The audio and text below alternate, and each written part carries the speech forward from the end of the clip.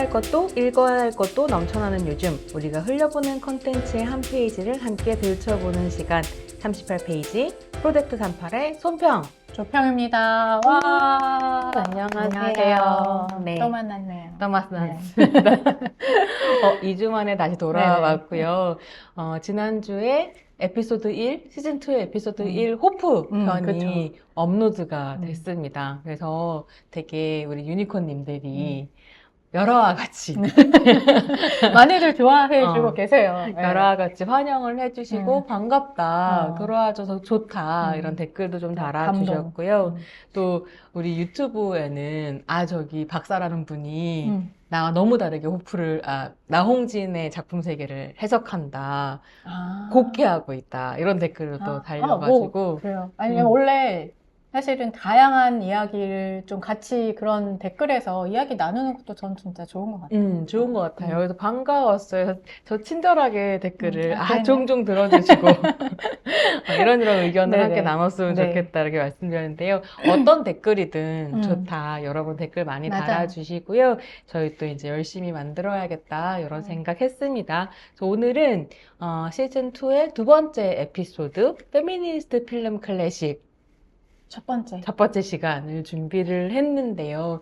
이 페미니스트 필름 클래식은 여러분들 다 잘 아시는 것처럼 페미니즘 영화로서 고전이라고 할 만한, 우리가 꼭 기억하고 다시 얘기해보고 싶은 작품들을 이제 모아가지고 소개를 쭉 해왔고, 저희가 파일럿이랑 시즌 1 지나서 이제 시즌 2를 지금 하고 있는데, 앞에 보니까 12편 정도를 다뤘더라고요. 어떤 게 제일 기억에 남으세요? 다른 감독들 중에? 다른 감독들 중에 우리가 저는, 파일럿에서 첫 번째로 다뤘던 감독이 맞아요. 잔들망이었거든요. 향탈 에코만의. 그렇죠. 그게 기억에 그래도 제일 남나? 근데 그거는 사실은 페미니스트 필름 클래식이라고 하면 그죠. 뭐 몇 첫 번째로. 편을 뽑아도 늘 1등하는 영화여가지고 저는 그래도 뭔가 고양이를 부탁해가 아. 왜 그런지 모르겠는데 그 영화를 다뤘던 어떤 그때 분위기, 온도, 냄새, 마음 뭔가 겨울에 그거 찍었었잖아요 저희가. 맞아요. 그래서 그렇죠. 그런지 그리고 거의 마지막 그게 시즌 1 페미니스트 필름 클래식 마지막 작품이었어요. 심평이 그리워서 그런가? 그런가 보다. 우리가 시즌 1에서 미망인부터 시작해서 맞아요. 고양이를 부탁해서 그 사이에는 사실 해외 감독도 되게 많이 다뤘었는데 그 시작과 끝을 한국 작품으로. 그러네요. 의도한 건 아닌데 되게 의미 있게 그렇게 됐네요. 의도한 거 아니었어요? 그래요? 난 몰랐어. 손평 의도한 것으로. 의도했는 줄 알았어. 네. 그래서 근데 어쨌든 그때 당시에 그거 찍을 때 되게 재미있게 찍었던 녹음을 했던 기억이 있어서 뭐 영화도 좋았지만 그냥 분위기와 기억 뭐 이런 게 되게 좋았던 것 같아요. 그랬었던 것 같네요. 저는 사실은 다 너무 재미가 있었는데 지금 생각해보면 하나를 꼽아라 에피소드로 하면은 로자 룩셈부르크?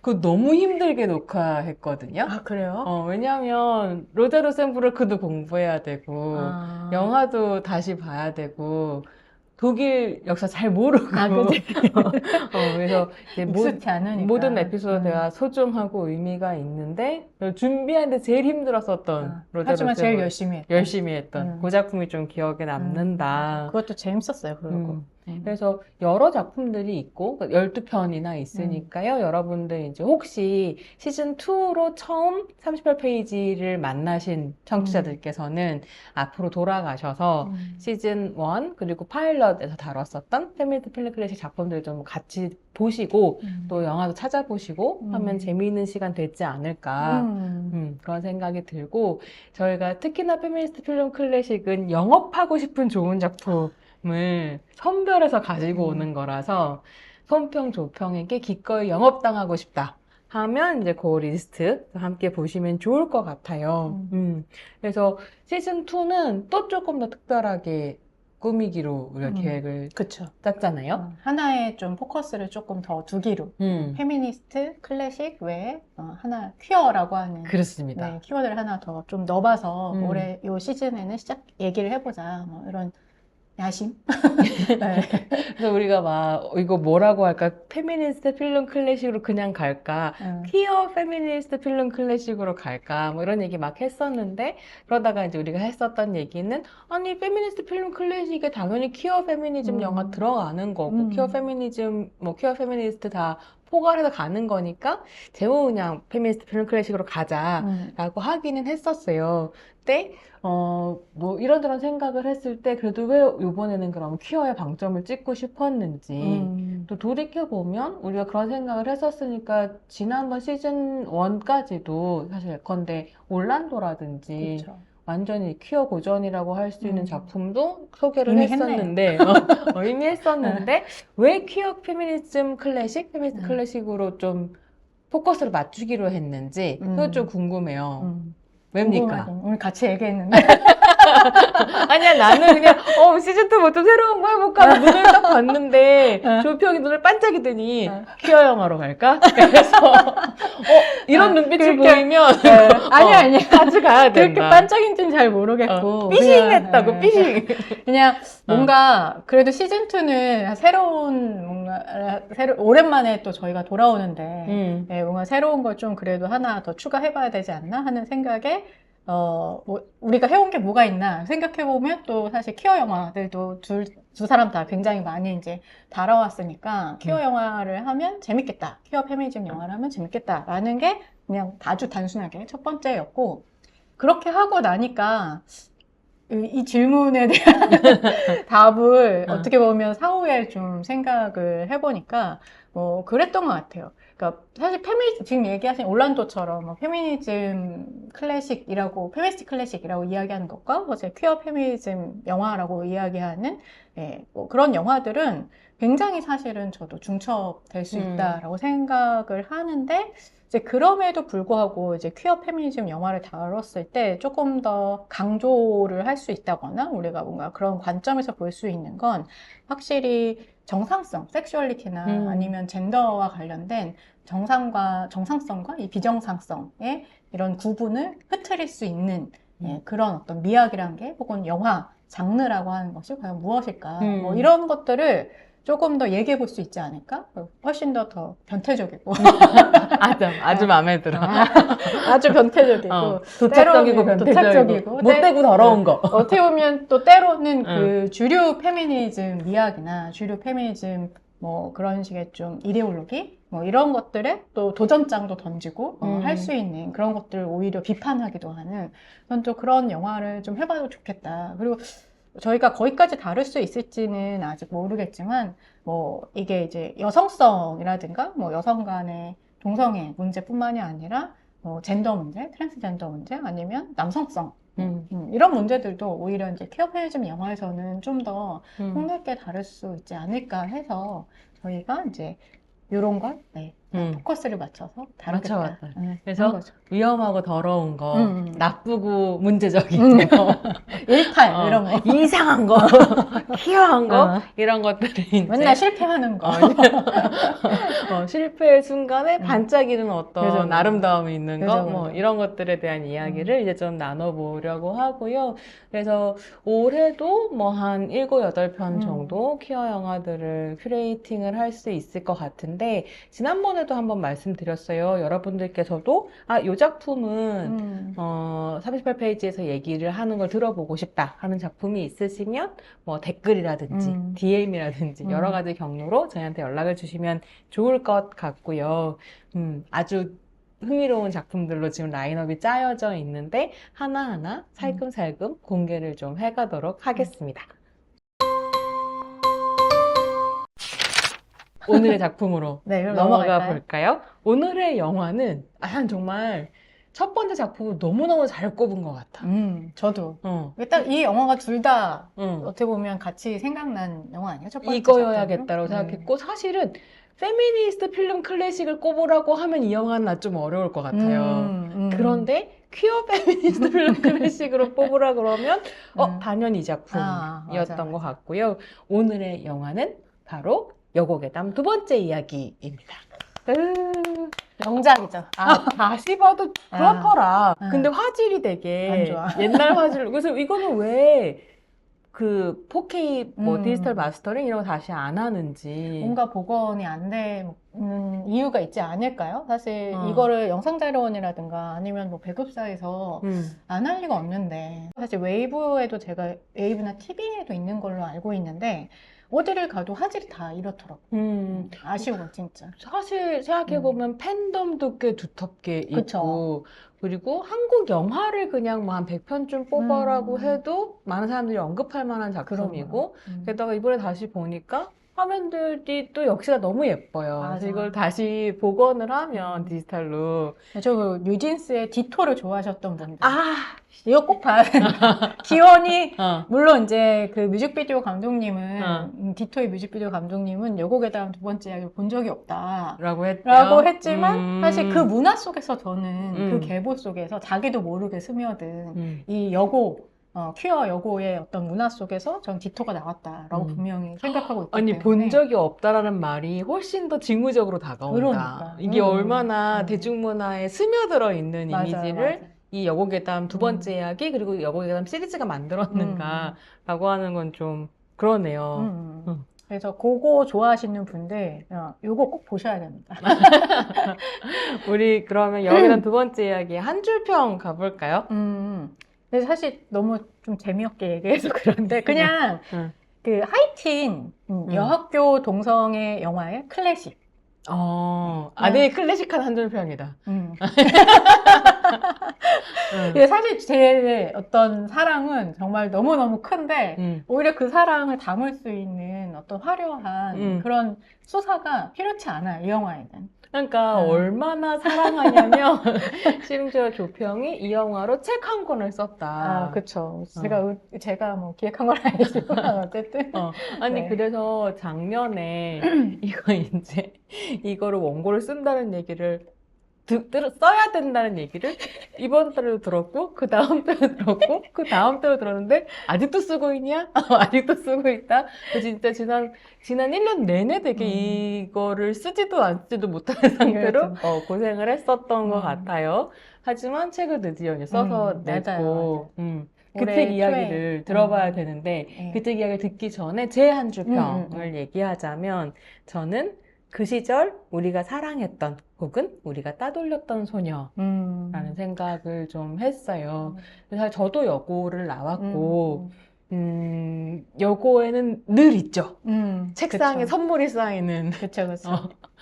스타가 있고 저희 반에도 있었어요. 축구 되게 잘하고 굉장히 멋있고 리더십도 있어서 반장 당연히 하고 근데 그런 생각이 들더라고요. 모두가 사실 그 친구를 사랑해서 그 친구에게 편지 쓰고 소갈이하고 그 친구를 중간에 두고 막 싸우고 막 이럴 때 저는 그때도 좀 그랬나 봐. 취향이. 아니야? 제일 인기 많은 애 별 관심이 없고 아무도 말 안 거는 심지어 얘는 헤테로인지 에이섹슈얼인지 뭔지 알 수 없어. 전혀 섹슈얼리티가 드러나지 않는 공부 제일 잘하는 친구. 왜 공부는 잘해야 돼요?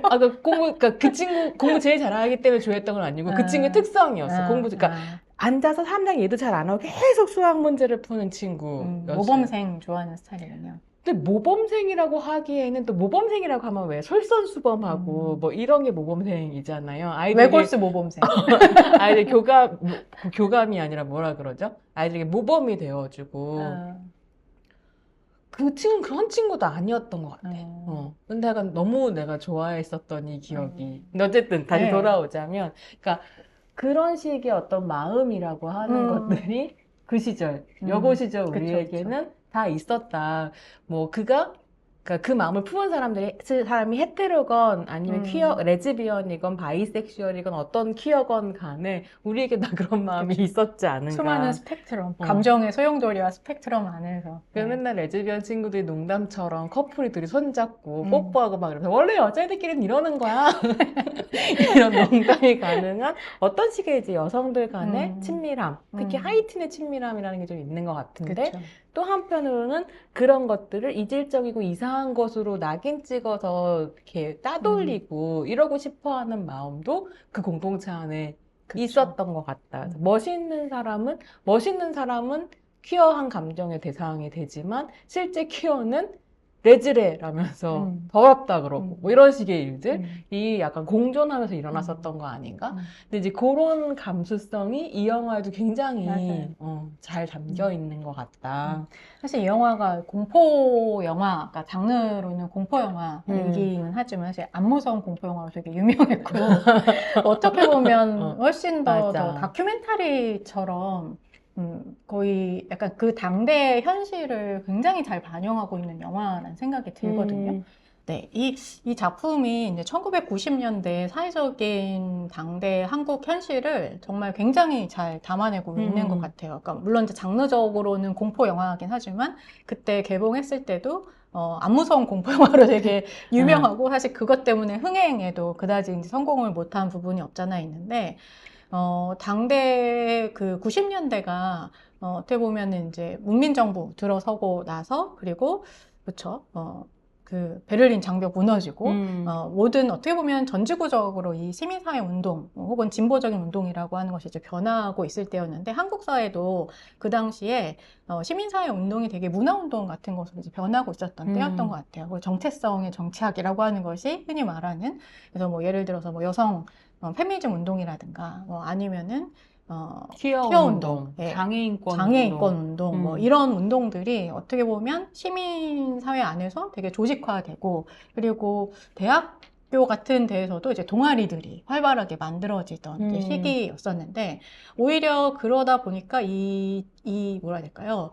이 퀴어 문화에 대한 혹은 퀴어 존재, 정체성에 대한 가시화 이런 것들이 생겨나면서 반대 급부로 이제 백래시죠 말하자면 그래서 혐오 그러니까 오히려 가시화가 되면서 혐오가 발생하는 그리고 규제가 검열이 발생하는 뭐 이런 어떤 상황들이 사실 이 영화에 너무 사실적으로 잘 드러나 있다 이렇게 이야기할 수 있을 것 같아요. 그죠. 그 전에는 사실 여자애들이 뭐 뽀뽀를 하든 그죠, 손을 그죠. 잡든 그냥 넘어갈 수도 있었을 텐데 물론 좀 이상하다 그죠, 그럴 수 그죠. 있지만 뭐 친밀한 어떤 그들 간의 그치, 되게 표현이다. 친밀함 표정. 여자들은 원래 그렇게 사적인 관계 내에서 우정 안에서 그런 식의 친밀한 관계 표현을 잘해라고 하는 일종의 스테레오타입이 있는 거잖아요. 그렇죠? 근데 그럴 수도 있었던 건데 이게 정확하게 쟤네들은 레즈레라고 얘기하는 게 가능해지는 건 또 한편으로는 그렇게 이제 가시화 운동 안에서 명명들이 생기고 그죠, 그죠. 이런 것들과 이제 연결되는 것이 아닌가 또 좀 그런 생각이 들죠. 이제 네네. 얘기를 또 네. 책으로 넘어가 보면 좋을 텐데 그래서 작년에 이제 엄청 고생을 하고 여기당 두 번째 그쵸. 이야기에 오롯이 받쳐진 책 한 권을 영상 자료를 해서 냈어요. 책 소개 좀 해주세요. 이제 기획하신 이수연 선생님한테 감사해. 아니 무릎으로 감사해야지. 무릎으로 감사해서 마감을 몇 달을 기다려주고. 이수연 선생님 덕분에 이 책을 냈다. 한번 감사의 말씀 들으실지 모르겠지만 전하면서 사실 제가 사랑하는 만큼 잘 쓰고 싶어서 더 그거는 핑계일 수도 있지만 사실 게을렀던 게 가장 크지만 그 사랑하는 만큼 잘 쓰고 싶어서 이것저것 다 담고 싶어가지고 더 오래 걸렸던 것 같기도 해요. 그래서 요게 이제 약간 책 홍보 같지만 어쨌든 아니에요. 네, 사실 그냥 어디서나 이제 구매하실 수 있는데 요고괴담 두 번째 이야기이고 그 다음에 이제 부제로 벽장의 스크린 뒤집어진 세계 아이들 뭐 요런 제목을 부제를 갖고 있습니다. 그래서 화면에 좀 보여주세요. 네, 여러분들 유튜브 들어오시면 책 표지 보실 수 있습니다. 아, 네. 요런 색깔도 이쁘다. 요런 책이고 그렇죠. 이거 너무 중요해. 둘이 화장실에서 거의 처음 사랑에 빠지는 그 맞아, 장면이잖아. 맞아. 서로의 이렇게 입을 막고 있는 것도 너무 진짜 이 숨 섹시한가? 막히는 듯한 이 긴장감. 원래 벽장은 섹시하기도 하니까. 그래서 이제 저는 뭐 이 책 안에서 뭐 조금 이따 또 다시 이야기를 해보겠지만 이 벽장이라고 하는 보통 클로짓이라고 이야기하는 미국에서는 근데 이 클로짓이 뭐 벽장이라는 그냥 뜻도 갖고 있지만 이제 퀴어 문화 혹은 뭐 어떤 이렇게 일종의 은어이죠. 그래서 이 퀴어 문화 안에서는 클로짓이 자기의 정체성을 숨기고 있는, 그러니까 퀴어이지만 LGBT 성소수자이지만 그것을 이제 공식적으로 혹은 공개적으로 드러내지 않는 이런 어떤 그 성소수자를 이제 클로짓이라고 하죠. 그래서 클로짓 게이 이러면 이제 숨기고 있는 벽장 속의 그치, 게이, 벽장 속의 그러니까 게이. 커밍아웃하지 않은 그죠. 게이. 커밍아웃 자체가 사실 벽장의 문을 열고 나오다라고 아, 하는 커밍아웃이에요. 그죠. 그죠. 그래서 그 겨울왕국에서 이렇게 문을 열고 나오는 거 있잖아요. 노래 안에. 이게 확 열고, 열고 나오는 거기서부터 이제 그죠. 렛미고인가? 그죠. 레디코, 레디코. 그리고 나를 그대로 받아들여. 내 음. 자신을 그대로 받아들여. 이거 자체가 굉장히 사실 퀴어적인 서사라서 그거 개봉했을 때도 미국 내에서 이거 퀴어 영화다 아니다. 이런 얘기가 되게 많았죠. 생각해보면 그 부모가 엘사의 능력을 막 감추라 그러면서 벽장 안에 밀어 넣은 거잖아요. 근데 부모가 사라지고 난 다음에 엘사가 막 그 파괴하기도 하고 짓기도 하는 능력을 막. 맞아요. 근데 나는 사실 그 영화도 너무 퀴어 영화라고 해석될 수밖에 없는 그 벽장을 열고 나오는 그것뿐만이 아니라 거기에 왜 안나가 엘사 찾으러 갈 그치. 때 근친 동성 산 속에 그 호텔 같은데 호텔이 아니라 장? 뭐라 그럴까요? 산장? 산장에 이제 묵게 되는데 거기에 가족 가족 목욕탕에 남자들과 아이들이에요. 그렇지. 그래서 그건 너무 게이 커플. 맞아요. 그렇게 해석할 수밖에 없다.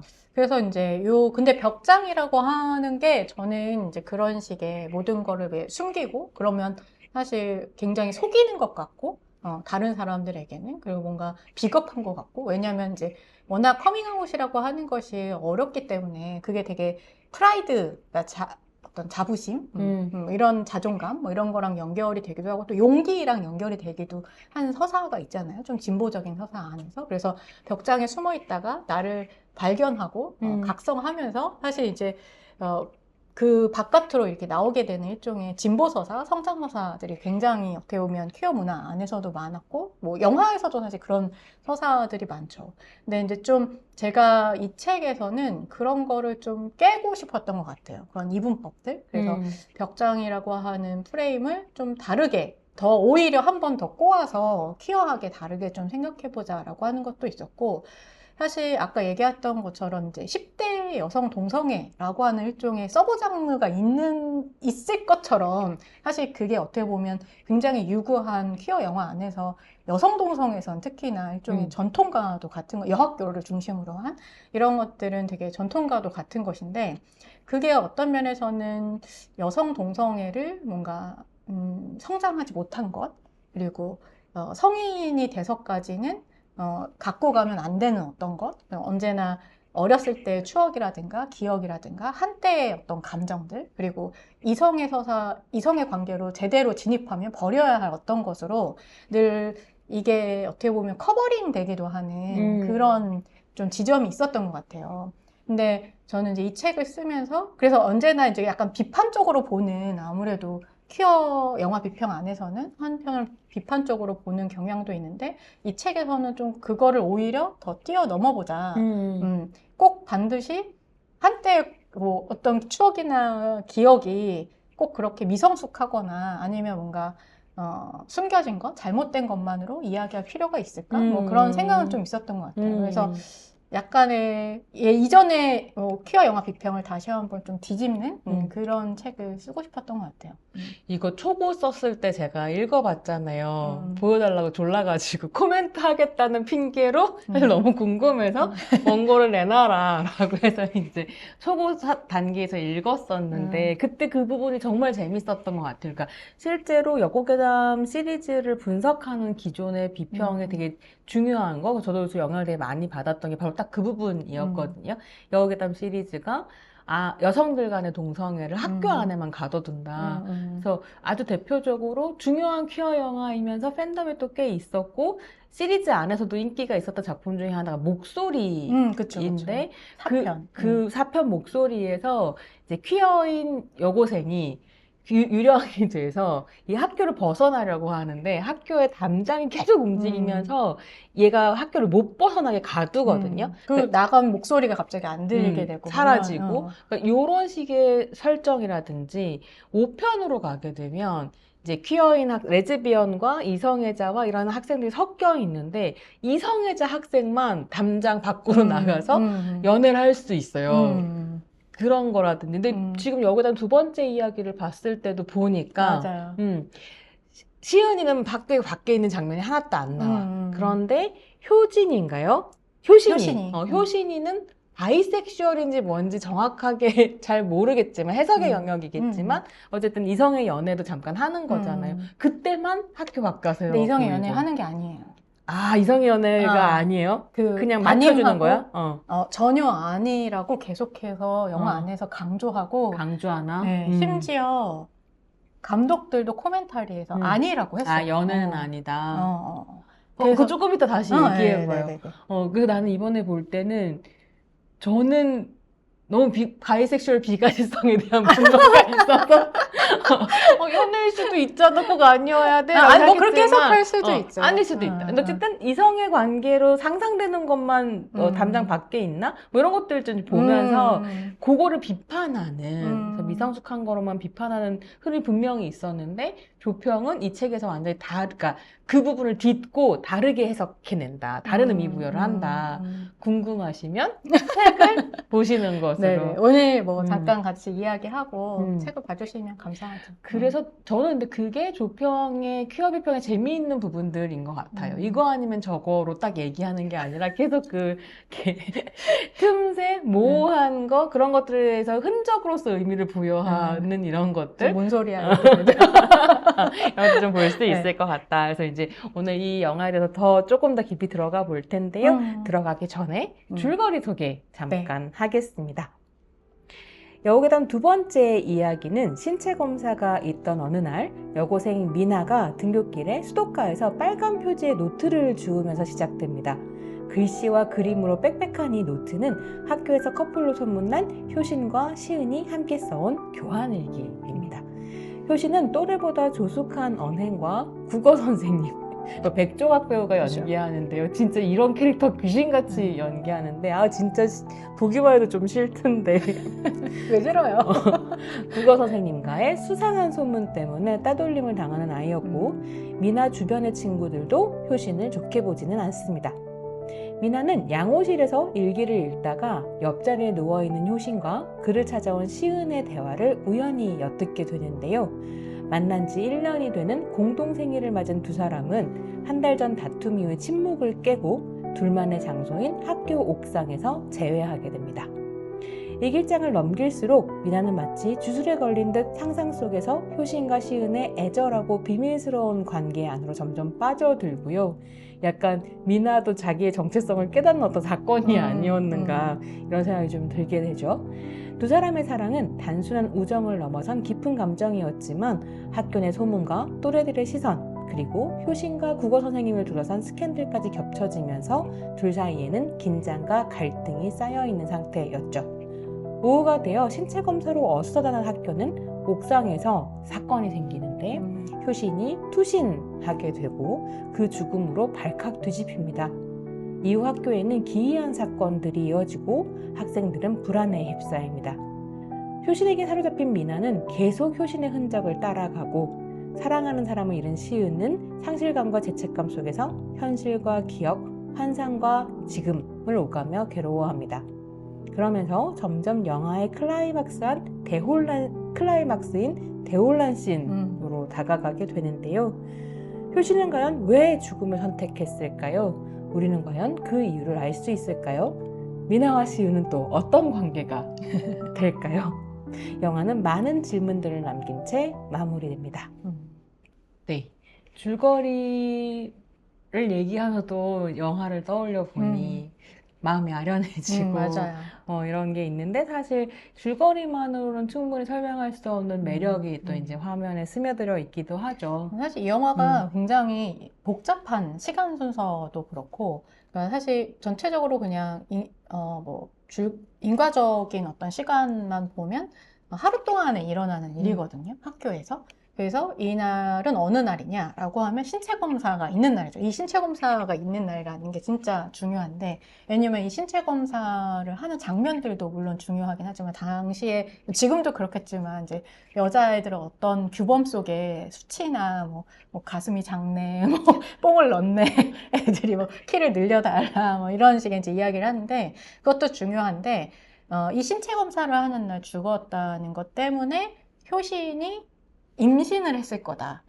이런 이제 루머가 국어 그죠? 선생의 국어 아이를 선생의, 임신했을 거다. 이런 이제 루머가 돌게 되고, 그리고 이제 그러면서 나중에 이제 뭐 시은과 직접 그날 당일날 뭐 만나게 되는 것도 있는데, 결국은 이제 옥상에서 효신이 투신 자살을 하게 되면서 이제 혼란이, 아까 얘기했던 집단 패닉에 전부 다 빠지게 되죠. 그 미나는 막 유령이 든 것 같은 이상한 빙의한 것 같은 이상한 현상들을 이제 겪게 되고, 그런데 그 사이사이에 이 미나가 있는 교환일기, 그 미나가 있는 교환일기를 통해서 과거 회상들이 이렇게 들어가게 됩니다.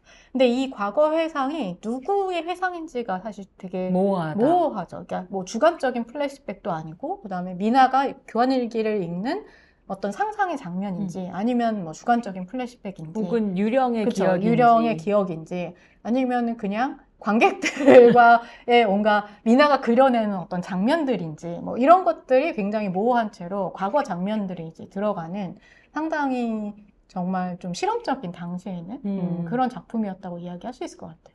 그러니까 지금 다시 봐도 이게 그 여고생들의 신체 검사 날에 어떤 반응이라든가 맞아. 이런 게 되게 그럴듯하고 적나라하지. 적나라하고, 그리고 요즘에도 이렇게까지 막 여고생의 어떤 있는 그대로의 모습들, 그러니까 생리대를 가지고 논다든지 이런 것들이 재현이 되면 아, 이거 되게 흥미로운 재현이다 이렇게 얘기할 법한 재현들이 심지어 그런 대사가 나오거든요.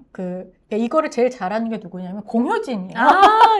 공효진 데뷔작인가 이거? 거의 그럴걸요. 거기 거의 처음 그때 봤던 것 같아. 공효진하고 뭐 그때 당시에 이제 어떻게 보면 그 대부분 젊은 배우들이 왜 패션 잡지 모델을 하다가, 아마 공효진도 세시인가 뭐 이런 식의 잡지 모델을 하다가 발탁된 걸로 알고 있는데, 그러고 아마 거의 장편 데뷔작이었던 것 같아요. 이미 너무 잘해요. 이미 너무 잘해. 너무 귀여워.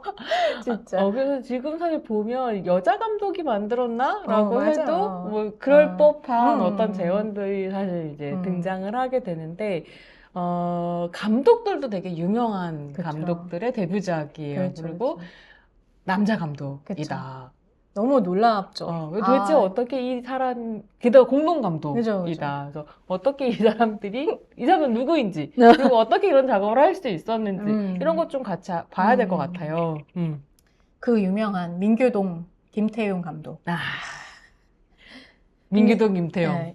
이게 사실 공동 작업이 이게 첫 번째는 아니었어요. 민규동, 김태용 감독이. 그러니까 첫 장편 데뷔작이고, 첫 장편 데뷔작에 이제 장편으로는 유일한 공동 작업이고, 그 이후로는 이제 둘이 같이 공동 작업을 한 적은 없는데, 그것도 좀 신기하긴 하죠. 근데 그 이전에 몇 편에 이제 공동 작업을 했어요. 그럴 수 있었던 건 둘이 같이 이제 영화 아카데미라고 하는 국가에서 운영하는, 정부에서 운영하는 이제 영화 학교죠. 그래서 많은 감독들이, 뭐 봉준호를 비롯해서 많은 감독들이 이제 이 영화 아카데미를 나와가지고 이제 영화를 만들고 있고, 민규동, 김태용 감독도 당시에, 이분들 70년대생인가?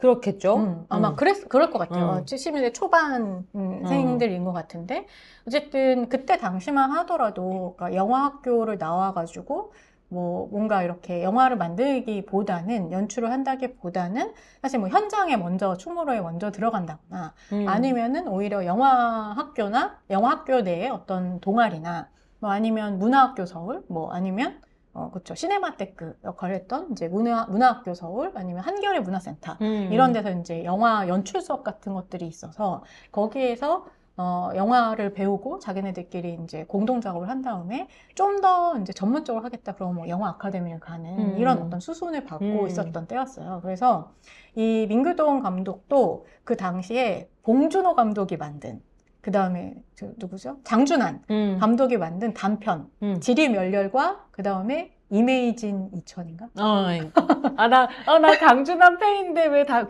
이매진, 맞나요? 2000 아닌가요? 이매진이었던 것 같아. 이메이진인가요? 뭐 하여튼. 네. 존 레논 인척하고 나오는 그 남자. 존 레논을 하고 자기가 착각하는 남자의 착각하는 이야기. 남자가 나오는 그 단편. 사실 그 단편이 엄청 대학가에서 유행이었잖아요. 저도 그 단편들을 보고 자란 세대거든요. 그러면서 영화의 꿈을 보고 자란 세대라서 이 두 감독도 그걸 보고 영화 아카데미를 가야겠다 이렇게 생각을 했대요. 그래서 둘이 같이 이제 동기였던 거죠.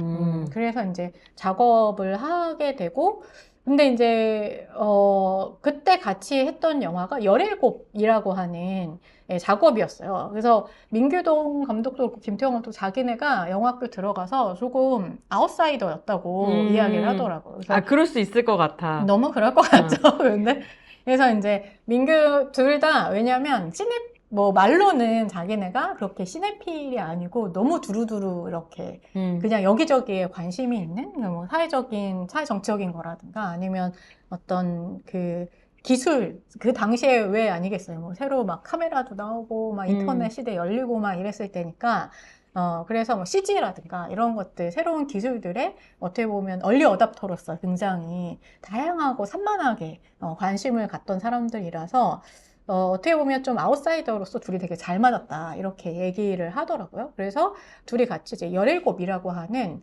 굉장히 아마 잘 찾아보시면 아마 단편을 보실 수 있을 텐데 유튜브 같은 데서 되게 다큐멘터리 스타일의 어떻게 보면 그 레리 클락의 키즈를 연상시키는 그런 식의 영화예요. 그래서 뭐 춤추는 댄서가 되고 싶은 남자애들과 그 다음에 이제 그 팬덤 그래서 아이돌을 쫓아다니는 이제 팬덤에 속하는 여자아이들 이런 애들의 일종의 방종 일탈.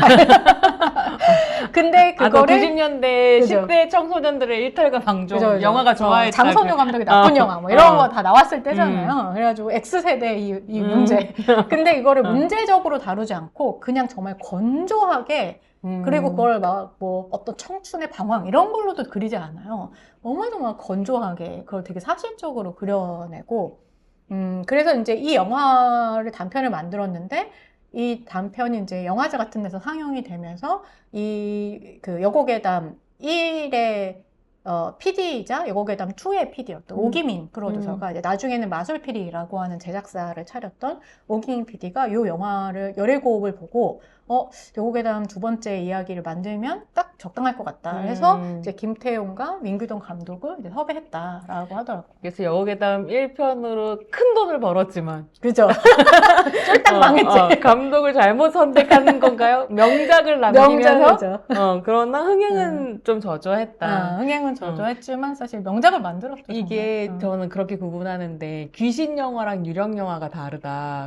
여고괴담 1은 정말 놀라운 귀신 영화였다. 그죠. 여기 흔히 말한 여기 전통에 있었던 억울한 한을 풀어주는.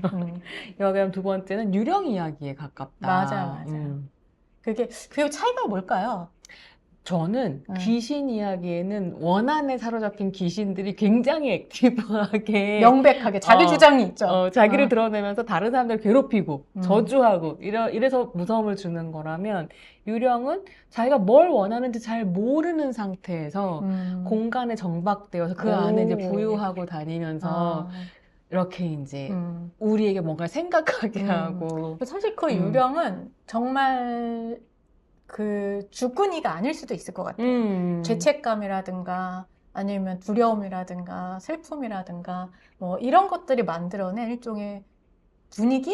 원념들이 뭉친 무언가 일 수도 있다는 생각도 드는 것 같아요. 이 영화를 보면 확실히 지금 얘기한 걸 들어보니까 뭐 하여튼 그래서 이제 김태용 감독과 민규동 감독은 이거를 근데 이제 처음에는 좀 거절을 했다가 또 10대 영화 만들면 좀 그렇지 않나? 왜냐면 민규동 감독은 그 이전에도 허스토리라고 하는 한겨레 문화센터에서 그 레즈비언 단편 영화를 만든 적이 있거든요. 그래서 그 제목 가지고 가서 나중에 일본군 위안부 그쵸.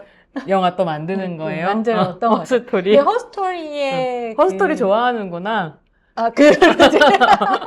그 당시에 그 시몬드 드 보바르 책을 읽고 엄청 감명을 받았대요. 히스토리가 아니라 허스토리를 찾아야겠구나. 그래서 자기 후배가 이제 레즈비언인 후배가 있었는데 그 후배 이야기를 듣고 그 다음에 보바르 책에 감명을 받아가지고 이거를 이제 연출을 했다. 근데 허스토리 실제로 보면 이제 DVD 안에는 그 영화가 있는데 거의 그 시간적인 어떤 시공간적인 구조라든가 그런 그다음에 교환일기 모티브 같은 것들 거기엔 비디오 테이프거든요. 그래서 뭐 그런 것들 그다음에 그 주인공이 연극을 하는데 이제 어렸을 때 되게 부치 같은 이렇게 남자애 같은 하지만 되게 정의로운 여자애가 미국에서 그러니까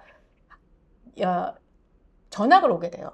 그러면서 모두 다 그 애를 좋아하게 되고 그러면서 벌어지는 거의 비슷한 일이에요. 그래서 또 자살을 하고 그거에 대한 어떤 것들을 이제 풀어주려고 노력하고 하는 뭐 그런 이야기라서 어떻게 보면 원형 같은 뭐 이야기라고 할 수 있죠. 근데 그래서 이제 또 10대 얘기를 하기에는 좀 그렇지 않은가라고 했는데 그래도 해봐야겠다라고 해서 이제 이 영화를 하기로 결정하고 심지어 이걸 하려면 제대로 해야겠다라고 해서 약간 그 여자 고등학교에 가서 일종의 이제 그런 워크숍 교육 같은 거 하는 그런 것도 해봤다고 하더라고요. 그러니까 그럼 여학생들과 사실 생활하고 그쵸. 관찰하고 그러니까 거기에서부터 사실 그럼 어떻게 보면 이 영화의 그 다큐멘터리적인 묘사, 시대 분위기라든가 아니면 동성애를 둘러싼 어떤 담론 성격이라든가 이런 게 거기서 나오게 되는 거네요.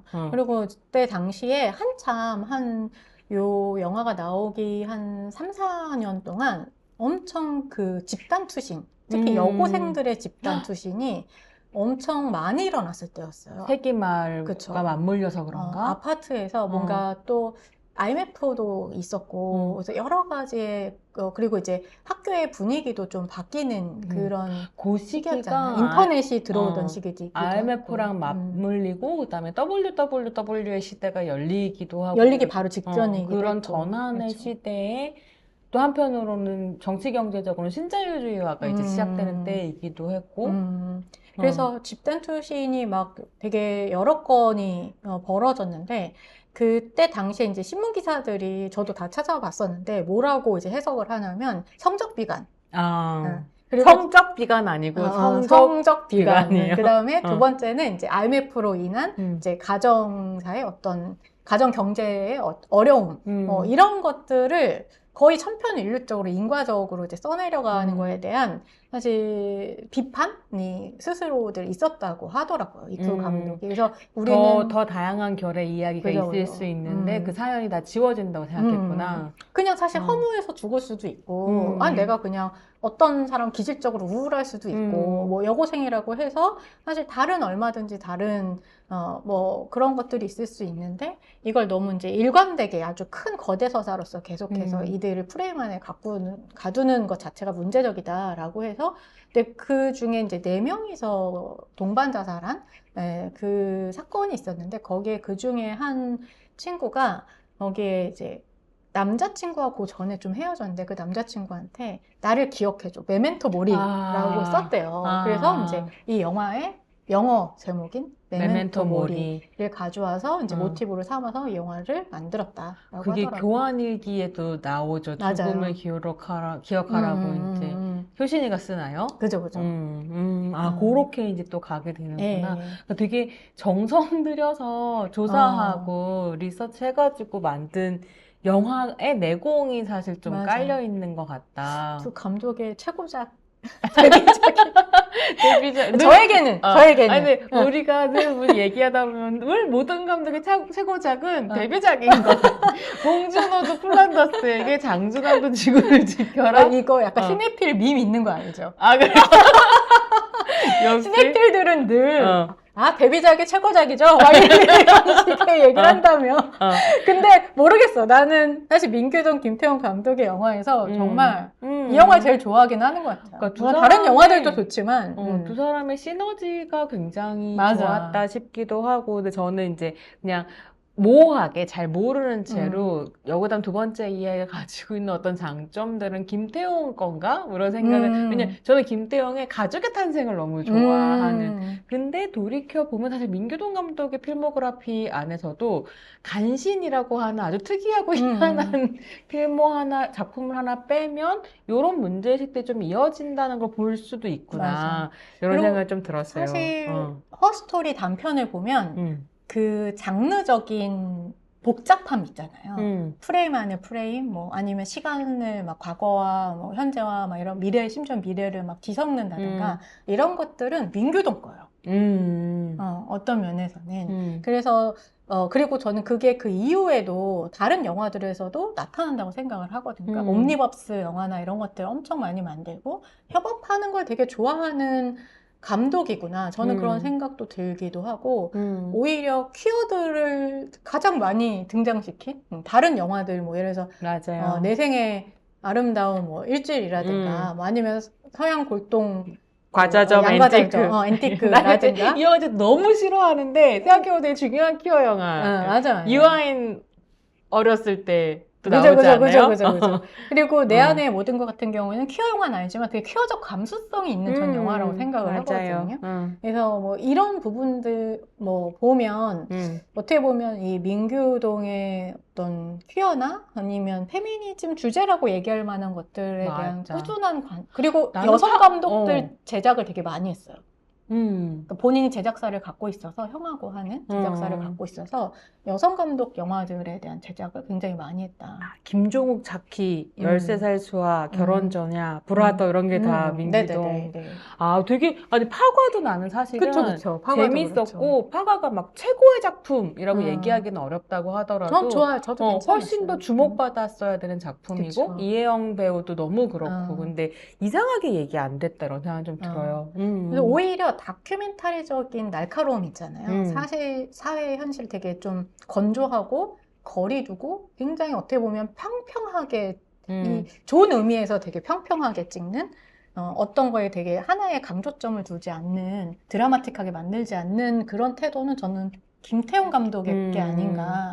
오히려 17 같은 영화가 사실 저는 공동 연출이긴 하지만 김태용 스타일이라고 생각을 하거든요. 그래서 뭐 그런 되게 좀 왜냐면 김태용 영화를 보면 너무 뭐라 해야 될까 감정이 없잖아요. 드라마틱함과는 거리가 너무 멀잖아요. 듣고 보니 그러네요. 사실 원더랜드가 망한 이유가 거기에 있다고 생각하거든요.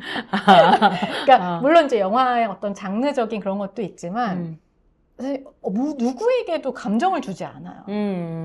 가족의 탄생이 마치 주인공 정유미가 했던 주인공처럼 딱 그런 태도라고 생각을 하거든요. 모두에게 다정하지만 누구에게도 특별한 사랑을 주지 않는. 그래서 진짜 흥미로운 저는 작가성이다. 뭐 이렇게 생각을 하고 있어요. 두 감독이 만나서 각자의 장점을 잘 살려서 탄생한 굉장히 흥미로운 공통 연출작이 이제 여기는 두 번째 이야기였다고 할 수 있을 것 같고요. 감독들이 어떤 사람이었는가를 보는 것만큼이나 사실 이 영화를 제대로 이해하려면 또 한 가지 봐야 하는 맥락은 여우괴담 시리즈인 것 같거든요. 이 시리즈의 두 번째 작품인데 사실 영화적으로 너무 큰 평가를 받고 있으면서 시리즈 안에서 굉장히 이질적인 작품이기도 그렇죠. 하잖아요. 그러니까 여우괴담 시리즈 같은 경우는 한국 영화 안에서 공포 영화의 제2의 전성기를 불러오는 맞아요. 어떻게 보면 촉발했던 중요한 사건이라고 할 수 있는 여고괴담 1부터 이제 시작해서 그렇죠. 시리즈가 여전히 사랑을 받고 프랜차이즈화된 있다고 할 수 되게 있는. 흥미로운 작품이기도 하고 그죠? 그래서 그 시리즈 얘기 좀 해봐야 될 것 같은데 뭘 사실 제일 좋아해요? 저는 이거 어려운 질문인데 어려워요? 왜냐하면 저는 1편 너무 좋아하거든요. 오케이, 그래서 오케이. 1편이냐 2편이냐 사이에서 좀 고민하게 되고 공포 영화 중에서 공포 영화라는 관점에서 하나를 꼽으라면 전 역시 1편이에요. 아 그래요? 왜냐면 아까도 얘기했던 것처럼 여기는 두 번째 이야기는 사실 드라마적이고 그치. 유령 이야기고 무섭지 않잖아. 최강희 캐릭터는 정말 여기는 1편의 최강희는 진짜 대박이죠. 한국 여기 중 최고야. 네, 맞아. 원한에 사로잡혀서 학교를 떠나지 못하고 매해 졸업 맞아. 앨범을 영상을 찍기 위해 계속해서 돌아오는 어. 무당딸. 하지만 누구에게도 관심 받지 않기 때문에 어. 아무도 그를 몰라봐. 알아차리지 못하는. 똑같이 생긴 애가 계속 어. 졸업 앨범에 등장하는 걸 모르고 있었다. 지금 나 얘기하는 것만으로 이미 소름 끼쳤어. 그리고 공포 효과 같은 것들도 한국 지금까지 회자될 영화에서 정도로. 그 그죠? 이제 복도에서 최강희가 점프컷으로 늑득득 하고. 툭툭툭 달려오는 점핑 스퀘어라고 하나요? 이거 그죠. 진짜 최고였던 것 같아요. 당시 극장에서 정말 어. 그 장면에 다 막 막 진짜. 이제 한국의 공포 영화가 50년대, 60년대 제1의 전성기, 그래서 음. 월화의 공동묘지라든지 이런 이제 정말 B급 영화, 공포 전문가. 너무 좋아하거든요. 그 시절의 그 공포 영화들을. 문제적이기도 하고, 근데 그 시기가 끝나고 난 다음에 사실 장르 영화라는 것 자체가 한국 영화 산업에서 그쵸. 별로 안 만들어지다가 90년에 이제 르네상스기가 돌아오면서 영화 산업으로 돈이 들어가니까 사실 다양한 시도들을 좀 할 수 있었고, 90년대의 대표적인 장르는 코미디였다고 할 수 있을 텐데, 투캅스라든지 이런 게 이제 그죠. 쭉 끌고 갔던 거잖아요. 그런데 거기에서 이제 약간 저예산으로 찍어서 뒤에 딱 해가지고. 해가지고 딱 수익을 좀 남기고 그래서 이제 많은 감독들이 공포 영화로 데뷔해서 발판을 삼아 다른 장르 영화로 가는 이런 식의 분위기 안에서 이제 공포 영화 좀 주목을 끌게 됐었는데 그 시작이 여고괴담 1998년 작품이었던 거죠. 그래서 근데 그 여고괴담이 어마어마하게 굉장히 화제가 됐었고, 근데 그때는 이제 그 시기에 웨스 크레이븐의 스크림이 전 세계적으로 인기를 끌고 있었고, 맞물려서 일본의 링이 그죠. 또 막, 대박을 쳤죠. 나 링 제일 좋고 제일 무서워. 링이 너무 인기를 끌어서 공포 영화 한번 특집해요. 그래서 뭐 미국이나 한국에서도 리메이크 되고 뭐 이런 시기에 사실 한국의 공포 영화 붐을 이끌었던 게 여고괴담 시리즈였다.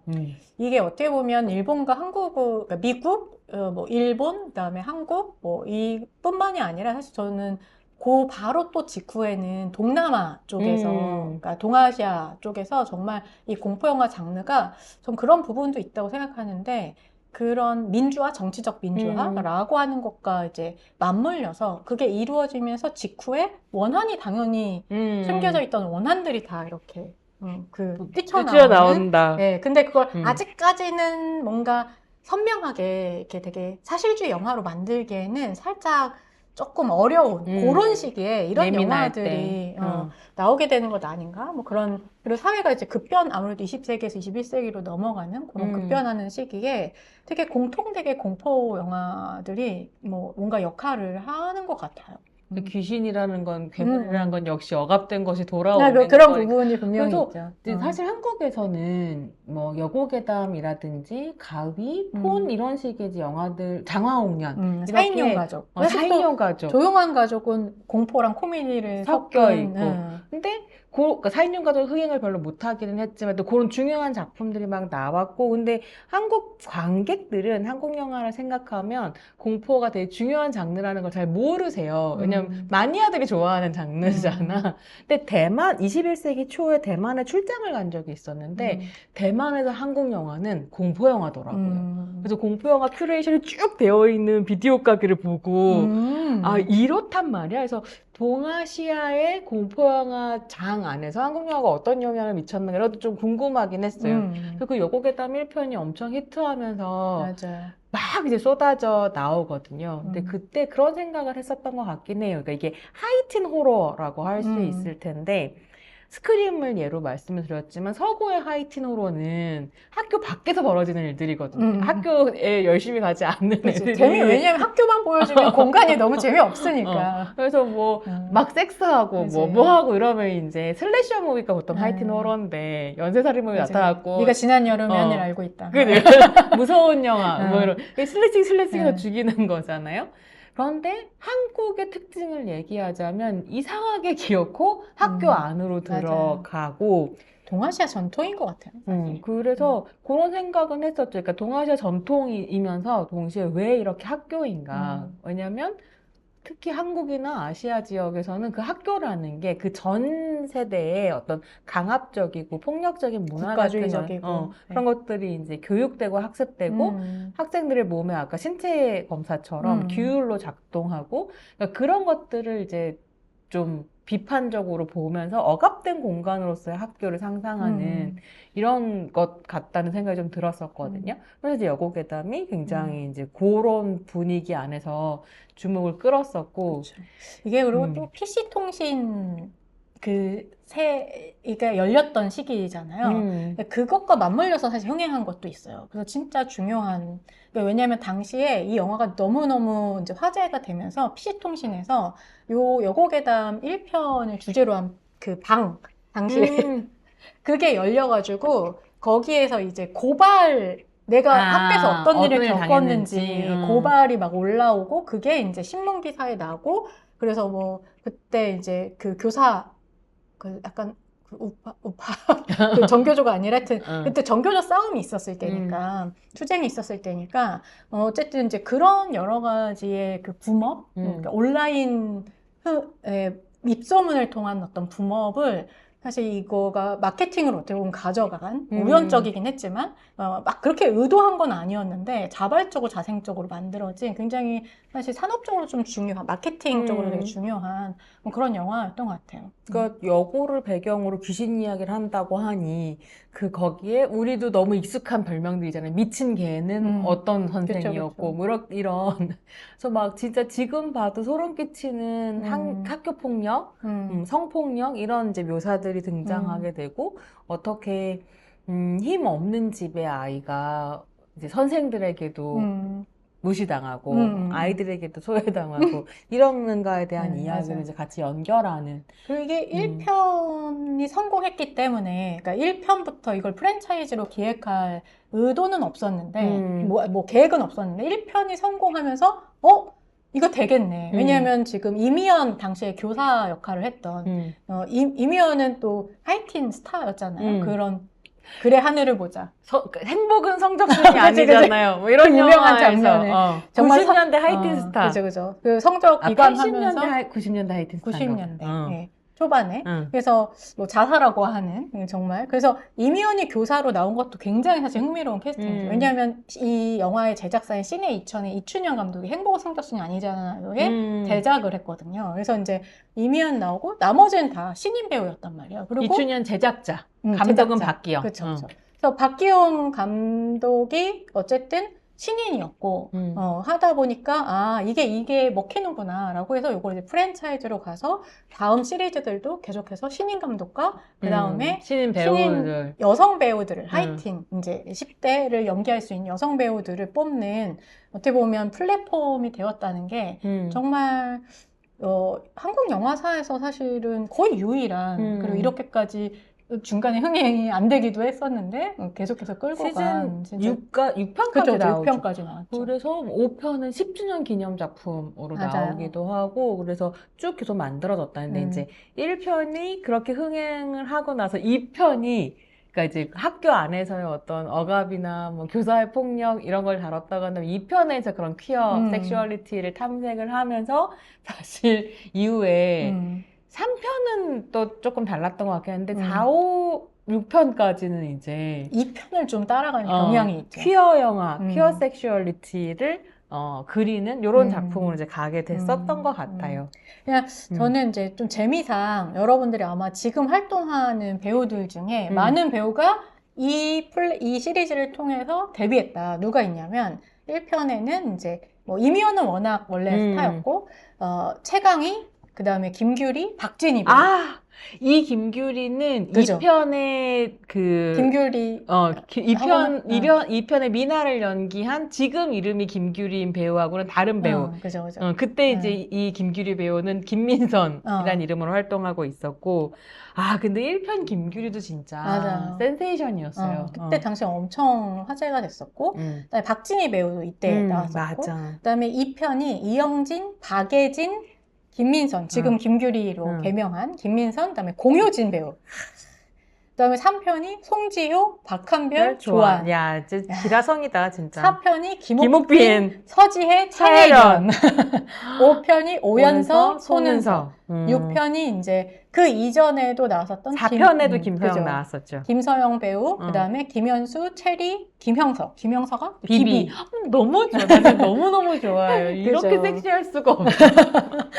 그래서 이렇게 아. 어떻게 보면 정말 기라성 같은 여성 배우들을 발굴한 플랫폼, 프랜차이즈였다는 것도 되게 중요한 부분인 것 같아요. 나는 김서영 배우만 보면 나 성소수자예요. 했었던 그 대사가 그 어디 드라마였지? 마더였나? 어디에서 나 성소수자예요. 이래가지고 진짜 사람을 마인이었나 보다. 아, 많이 나와요. 깜짝 놀라게 했는데 저는 근데 그 대사 좋아해요.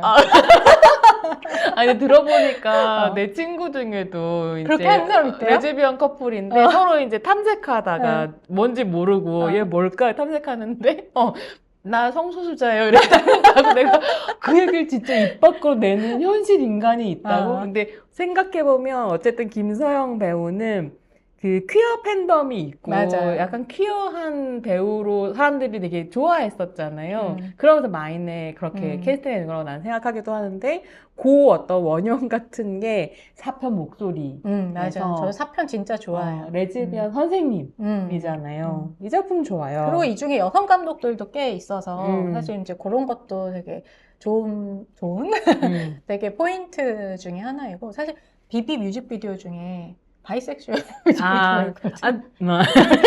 그래서 뭐 이런 어떤 퀴어한 그런 거에 대한 어떻게 보면 배우들도 뭐 그런 것들 캐릭터를 뭐 연기하는 것도 있지만 그런 문화들에 대한 좀 익숙함 뭐 이런 것들을 좀 배우들도 어떻게 보면 시간이 지나면서 혹은 한국 문화도 좀 더 열려 있는 그러니까 뭐 본인이 뭐 퀴어인지 아니 이런 문제라기보다는 그런 것들 팬덤을 받아들이고 뭐 그리고 그런 것들을 커뮤니케이션하는 뭐 이런 어떤 문화가 한 5편, 6편 뭐 이렇게 가면서 확실히 있게 된 거 아닌가? 뭐 그런 생각도 드는 것 같아요. 그래서 시리즈를 좀 연대기적으로 살펴보면 한국 사회가 어떻게 변해왔는지도 퀴어 문화에 대해서 어떻게 어떤 방식으로 수용하고 있는지도 좀 볼 수 있을 것 같습니다.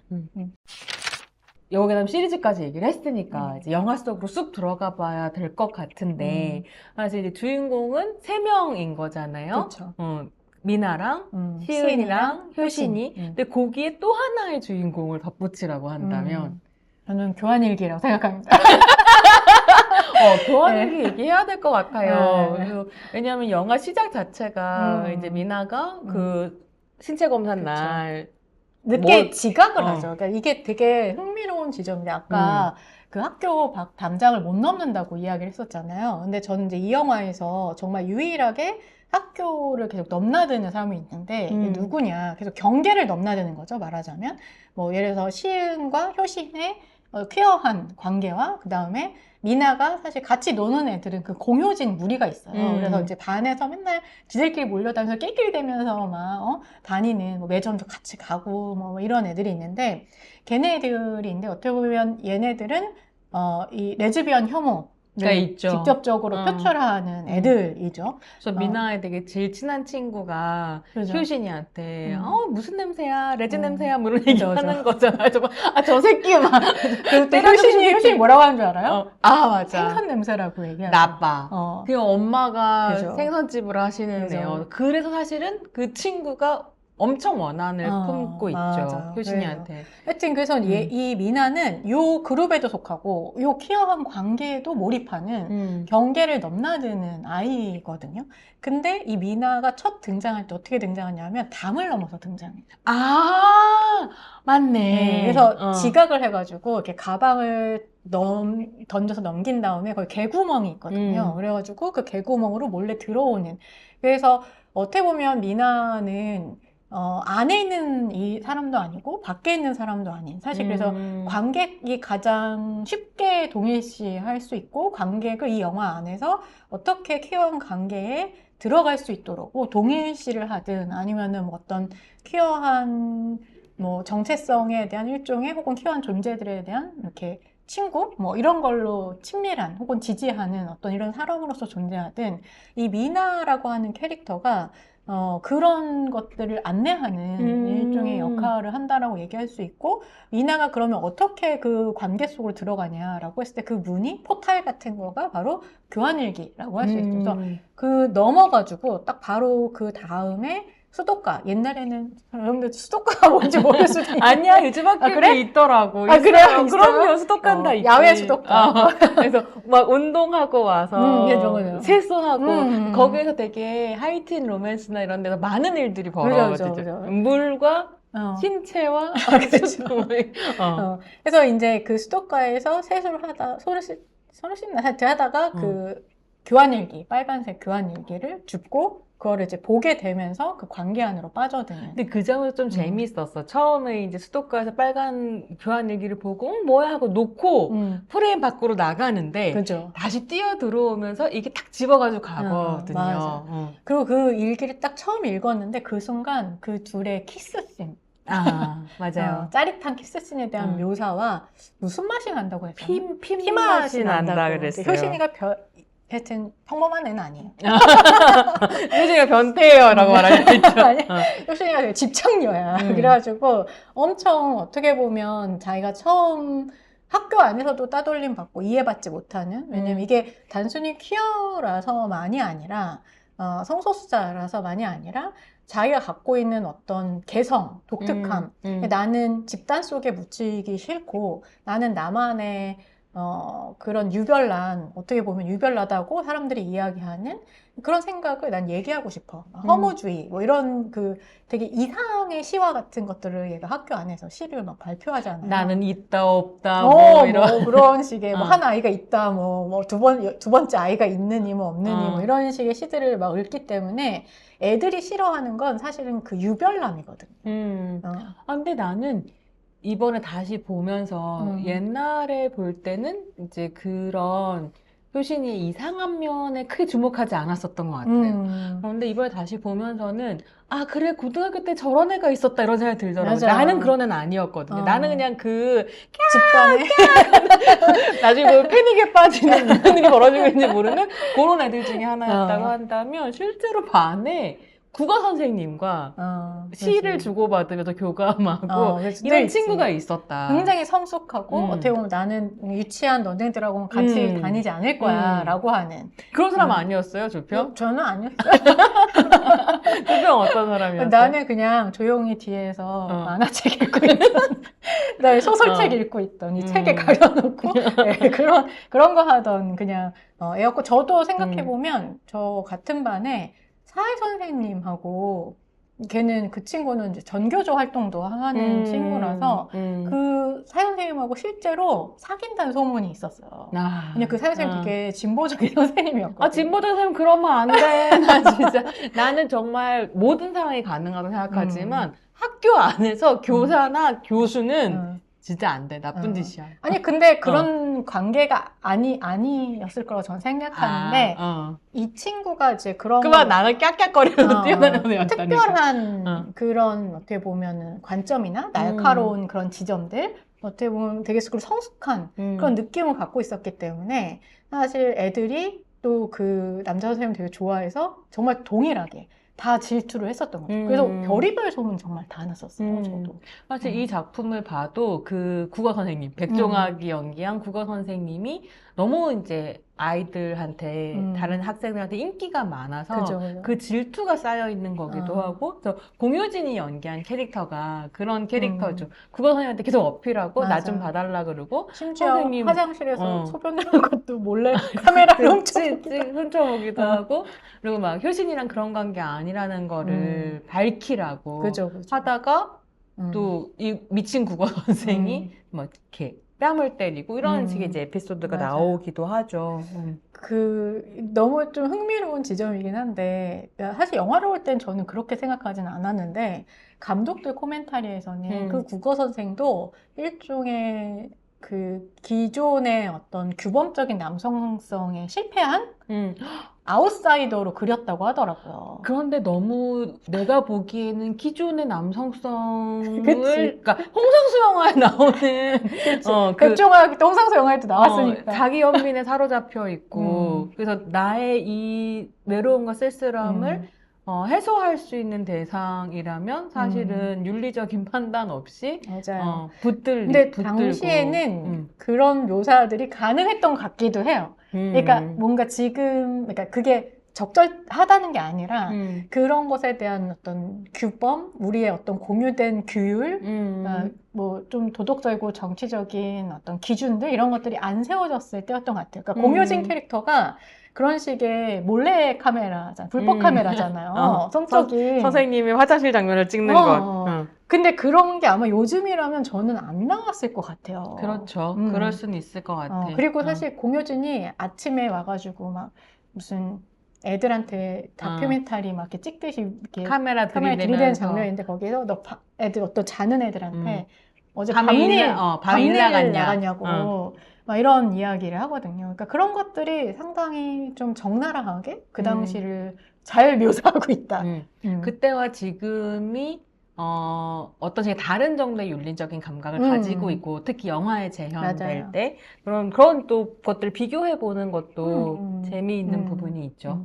교환일기로 하여튼 다시 들어오면, 어쨌든 저는 미나가 그 교환일기를 읽음으로써, 그러니까 시은과 효신의 이야기를 직접 들려줄 때보다, 오히려 직접 보여줄 때보다, 그 미나를 통해서 들어가면서 훨씬 더 공감하거나 아니면 미나는 그냥 이걸 읽으면서 재밌어, 얘네들 되게 예쁜 관계네 이런 게 아니라 심지어 거기 안에 있는 알약을 먹어보잖아요. 그 교환일기 그죠. 안에 효신이가 시은이에게 내가 만약에 죽으면 너도 이걸 먹고 따라 죽어라 하는 그런 식의 뭔가 정체를 알 수 없는 지시문들이 되게 가득한데 효신이가 시은에게 하는 지시문들이 가득한데 그거를 먹고 그리고 뭐 거울을 비춰본다든가 그러면서 유령에 이제 빙의하게 된다든가 이런 경험들을 하는 거는 단순히 이게 우리의 어떤 감정적이거나 아니면 뭐 그냥 머리로 이해하는 이런 게 아니라 신체적인 오염을 기꺼이 하게 되는 어떻게 보면 영화를 본다는 거는 뭐 공포 영화가 아마 더 그렇겠지만 신체적으로 완전히 변형되는 경험을 하는 거잖아요. 그래서 이 퀴어적인 전 좀 거리를 뒀다기보다는 이런 오염을 기꺼이 무릅쓰는 어떤 관객, 퀴어 관객 혹은 관객의 퀴어 교육학 뭐 이런 것들을 좀 이 미나를 통해서 미나의 어떤 교환일기 읽기를 통해서 하고 있는 거 아닌가? 뭐 그런 생각이 들었었어요. 그 신체적인 변화 혹은 뭐 신체적인 경험이라고 하는 게 되게 와닿기도 하는 게 저 같은 경우에는 뭐 언젠가 우리가 이제 페미니즘 필름 클리식에서 또 다룰 수도 있겠지만 인생에 처음으로 이게 퀴어 영화야, 이건 레즈비언 영화야 라고 지시를 받고 본 영화가 있거든요. 근데 그 전까지는 사실 퀴어가 뭔지 이런 걸 잘 모르는 문화에서 컸기 때문에 뭐 내가 뭔지도 잘 몰랐었던 것 같고 근데 그 퀴어 영화를 보고 와서 하루 종일 알아 누웠었거든요. 열이 막 나고 이게 무슨 일인지 너무 궁금하고 그래서 그때 이제 유니텔 이런 거 있을 때인데 뭐 이렇게 찾아보고 아니야 유니텔이 아니라 다음에 찾아본 것 같기도 해요. 하여튼 뭐 찾아보고 그래서 막 한국의 최초가 아니라 무슨 유명한 레스보스 이런 장소가 있다는 걸 알고 그러니까 근데 그때의 기억이 선명하게 남아있는 게 내 신체가 변하는 경험이었던 것 같아요. 되게 아팠거든요. 그러니까 여러 가지 의미에서 미나가 몰랐었던 어떤 세계로 빠져든다는 거는 퀴어 관계성일 수도 있고 여자들 간의 친밀함일 수도 있고 아니면 어떤 두 사람의 아주 내밀한 걸 깨고 들어갈 때 경험하는 변화일 수도 있고 근데 그게 몸으로 드러난다는 게 이 영화의 되게 재밌는 부분인 것 같아요. 그게 아까 얘기했던 그 유령 영화로 이 영화가 정말 전 잘 만들었다라고 하는 부분이 이게 단순히 억압된 것의 귀환으로 어떻게 보면 고전적으로 혹은 좀 약간 스테레오타입화된 그 공포 장르의 그런 방식으로 푼 게 아니라 뭐 1편도 되게 재밌었지만 2편이 새로울 수 있었던 건 억압된 것의 귀환이 아닌 이런 유령의 되게 퀴어한 뭐랄까요? 유령화 된다고 해야 되나? 이런 것들에 사실 자기 몸을 내주는 것이 바로 어떻게 보면 퀴어한 영화 관계 혹은 영화 보기에 되게 퀴어한 경험이다라고 하는 것들을 좀 이 영화가 정말로 영화 구조적으로 만들어낸 거 아닌가? 뭐 이런 생각이 들었던 것 같아요. 이 얘기를 듣고 보니 진짜 그렇다. 이거는 과거에 있었는데 사라졌던 게 돌아온 게 아니라 그냥 우리랑 계속 쭉 같이 그죠, 있는 그죠. 어떤 것이었던 것 같아요. 근데 이 책 준비하면서 영상자료원에서 음. 이 소품 맞아. 교환일기 실제로 보셨다면서요? 그래서 진짜 어. 내 최고의 경험이었어요. 그러니까 정말 특권? 제가 책을 쓴다는 어. 이유만으로 실제 당시에 사용했던 그 소품을 정말 이렇게 만져볼 기회가 있었는데 이게 어때요? 문규동 감독이 어. 갖고 있었던 걸 기증한 거라고 하더라고요. 근데 진짜 저는 정말 약간 미나와 같은 경험을 했었던 것 같아요. 그게 너무너무 잘 만들어져 있고 영화에 뭐 중간중간 나오고 그다음에 아마 잘 찾아보시면 그 DVD 박스 세트에 그 교환일기가 PDF로 다 이렇게 만들어진 그냥 재본한 그 책을 줬었기 때문에 거의 많이 인터넷에 올라와 있기는 하거든요. 근데 실제로 만져본 거는 진짜 좀 다른 경험이었고 이게 엄청 이렇게 겹쳐져 있어요. 그러니까 뭐 예를 들어서 그때 당시에 닥구 하면 맞아. 교환일기 닥구의 원형이야, 진짜. 교환일기를 진짜 많이 썼고 너무 사람들이. 화려하게 잘 꾸며놨어. 그리고 이제 이게 되게 비밀스러운 것들이 이게 숨겨져 있다. 일종의 정말 커밍아웃. 교환일기 그러니까 벽장에서 나오는 구조잖아요. 여러모로. 일기 자체가 약간 그쵸, 벽장처럼 구성되어 있는 거죠. 그래서 그 안에 형식도 이게 여러 개의 페이지를 겹치고 아니면 파내고 그다음에 뭐 이렇게 병풍처럼 이렇게 펼쳐지고 그다음에 되게 미로처럼 거울이 붙여져 있고 막 거기에 실제 그 당시에 미술관 옆 동물원 그 티켓 옛날 티켓 있잖아요. 그게 붙여져 있어요. 어머. 그리고 이 영화에는 안 보이는데 뒤에 가면 시은을 이렇게 데생처럼 스케치로 그려진 그림들이 있다가 점점 사라지는 느낌으로 영화 교환일기가 구성이 되어 있거든요. 그래서 그 미술 감독 누구야? 누가 만든 거예요? 그게 미술 감독은 따로 있었는데 남자 감독이었는데 그때 당시에 그 미술팀에 속해 있던 젊은 여자 스태프분이 제가 이제 확인한 바로는 이제 정미라고 하는 여자 스텝이었다고 하는데 그분이 그걸 다 작성했대요. 그럼 지금은 영화 쪽에서 활동 안 하시는 네, 거예요? 그러신 것 같아요. 너무 아깝다. 그래서 이제 보고 싶다. 어떻게 보면 저는 또 이거를 보면서 그렇게 확인을 하면서 이게 얼마나 그러니까 영화 분석 혹은 비평이라고 하는 것이 굉장히 감독 중심인 부분이 있잖아요. 근데 항상 이런 퀴어한 비평이라고 하는 것은 늘 언제나 좀 프로듀서가 갑자기 중요하다든가 어느 경우에는 아니면 어떤 경우에는 미술 감독이 중요하다든가 의상 감독이 중요하다든가 뭐 아니면은 정말 다른 어떤 개별 스텝이 중요하다든가 그런 것들이 분명히 있기 때문에 이렇게 다양하게 봐야겠구나라고 하는 것도 그때 좀 새롭게 인식이 되었던 것 같아요.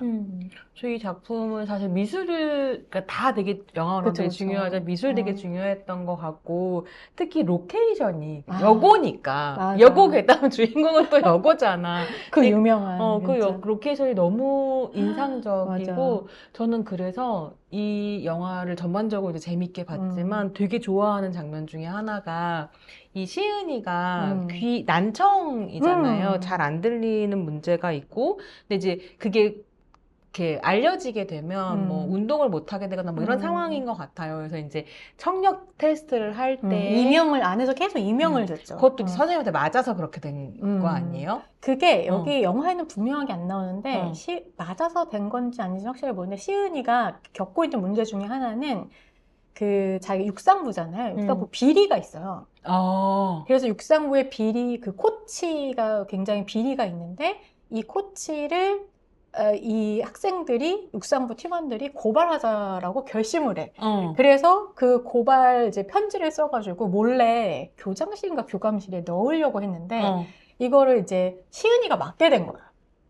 넣는 거를? 넣는 거를. 그래서 그 넣는 장면이 아마 한 장면이 있나? 뭐 하여튼 그런데 그게 아마 거의 대부분 서사에서는 나중에 잘려나갔다고 그러더라고요. 그래서 영화에서는 안 나와요. 그게 되게 중요한 포인트 중에 하나예요. 근데 그런 어떤 여러 가지 그러니까 장애가 있을 수도 있고 원래 아니면 여러 가지 그런 식의 폭력 문제라든가 뭐 그런 것들을 암시하는 아니면 굉장히 퀴어한 어떤 소리라든가 장애와 퀴어를 결합하는 뭐 그런 이게 뭐 이명을 자꾸 들어서 듣는 것이 다른 사람들과 좀 다른데 그죠. 효신이랑 시은이의 중요한 어떤 연결점 중에 하나는 서로 말하지 않고 텔레파시처럼 다른 소리를 각자가 들어서 더 대화 나눈다는 게 중요한 이제 설정이잖아요. 포인트잖아요. 근데 이게 미나가 교환일기를 읽고 시은이에게 텔레파시로 말을 걸 수 있게 되는 거죠. 그죠. 그래서 마지막 결과는 이제 청력 이제 검사할 때 시은이가 어디가 들리는지 잘 몰라서 힘들어하니까 미나가 막 이런 식으로 몸짓으로 오른쪽이야 맞아. 그 왼쪽이야를 장면 진짜 예뻐. 텔레파시로 알려주잖아요. 음. 근데 그러고 난 다음에 이제 시은이 좀 당황하면서, 왜냐면 이거는 효신이랑만 하던 건데, 그러면서 이제 시은이가 계단을 내려오게 되는데, 교실에서 나와서 미나가 쫓아나와서 같이 계단을 내려오는데 이 계단이 연결되어 있는 계단이 아니라 오른쪽 왼쪽으로 갈라진 그쵸. 통로로 계단이 내려오고 중정이 있고. 가운데는 중정인 거예요. 근데 도대체 이렇게 같이 내려오면서 서로 동상이몽 같은 걸 하고 있었겠죠? 근데 이 장면을 이 로케이션이기 때문에 찍을 수 있었고, 그래서 학교란 공간을 이렇게 아름답게 또 포착하는, 그래서 이 학교 너무 좋았거든요. 그리고 효신이가 그렇게 얘기하잖아요. 너는 못 듣는 게 아니라 다르게 듣는 거라고. 되게 교조적일 수 있는데 그 장면을 진짜 또 효신이가 피아노 치는 애잖아요. 아, 맞아. 그래서 피아노 안에도 막 이런 식의 다꾸식으로 꾸며놓잖아. 너무 무서워. 나는 효신이 무서워. 박예진 배우 너무 예쁜 거예요. 말도 안 되게 예쁘고 너무 무서워. 나는 저러다고 연애 안 하고 싶다. 막. 근데 이제 저는 그때 그 장면은 아직까지 텔레파시를 못 하는 장면이에요. 근데 미나가 그 청력 검사하는 장면은 텔레파시를 아직은 하지 못하는데 하고 싶어 하는. 아니, 근데 그래. 왜냐면 그래서 아직 그 전이었구나. 손으로 이렇게 들어서 알려주는 이 방향이야. 맞네. 근데 나중에 엔딩에 가서 드디어 마침내 텔레파시를 말하게 되면서 어떻게 보면 퀴어한 종족이 되는. 우린 다르게 말하니까 다르게 이해할 수 있다. 커뮤니케이션 할 수 있다. 다르게 듣고 다르게 말할 수 있다. 일종의 종족화되는. 역시 퀴어니스는 오염이다.